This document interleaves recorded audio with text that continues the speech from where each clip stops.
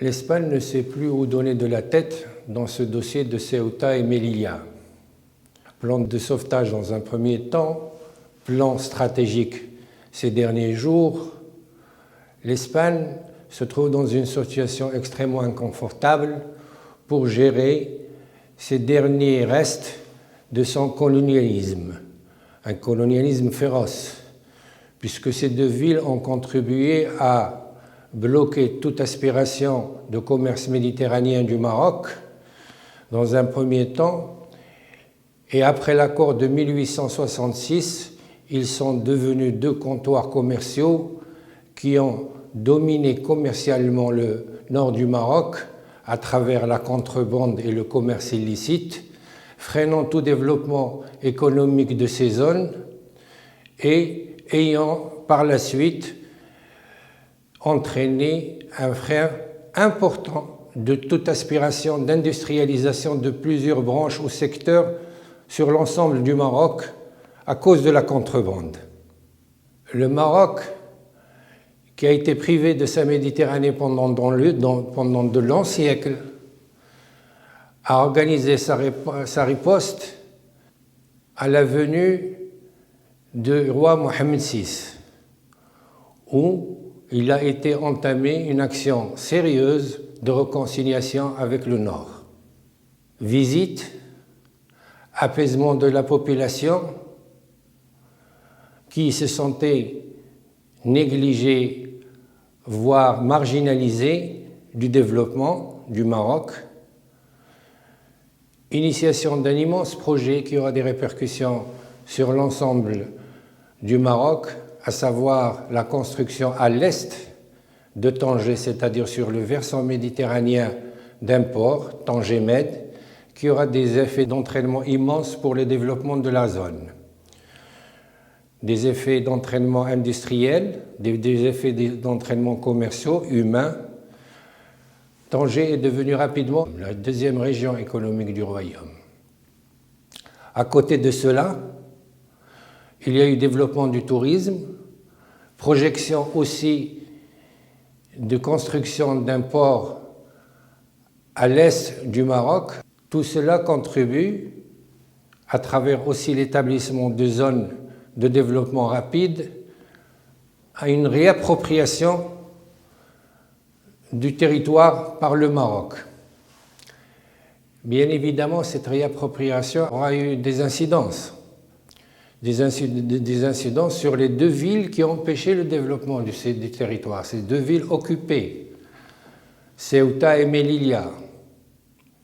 Ces deux villes qui constituaient pour l'Espagne le moyen de contrôle sur la zone nord et aussi le moyen de contrôle de la Méditerranée occidentale. Maintenant, ces villes, grâce aussi au fait que le Maroc s'est rendu compte qu'il fallait qu'il mette un terme aux échanges commerciaux avec ces villes, sont devenues, disons-le, inutiles pour l'Espagne. Mais inutiles, ça ne veut pas dire qu'elle va y renoncer parce que c'est un motif de fierté. De fierté parce que l'Espagne, dans sa population, reste nostalgique au colonialisme. Que peut présenter le Maroc comme alternative et que représente peut-être aussi, c'est la question peut-être à avantager, le Maroc pour l'Espagne? Elle qui croyait pouvoir le tenir, permettez cette expression, à travers le dossier du Sahara, qu'elle appelait de ses voeux qu'il s'éternise comme problème et qu'il puisse toujours affaiblir le Maroc. Mais la reconnaissance de la souveraineté de ce territoire par les États-Unis d'Amérique a constitué un point d'inflexion sur le processus politique de la région. L'Espagne s'est trouvée devant une situation critique et elle a besoin du Maroc. Elle a besoin parce que ses investisseurs ont besoin du Maroc. Ils y investissent, c'est le deuxième investisseur au Maroc après la France, Ils ont besoin des échanges commerciaux avec notre pays. C'est le premier partenaire commercial. Ils ont besoin du Maroc aussi pour contrôler les flux migratoires et la sécurité à leur sud. C'est très important. Et ils ont besoin aussi du Maroc pour ses côtes riches en poissons et pour ses côtes aussi riches en ressources naturelles qu'elles souhaitent un jour partager avec ce pays. Cela ne veut pas dire que le Maroc n'a pas besoin de l'Espagne. Cela a été souligné par le roi Mohamed VI dans un discours récent.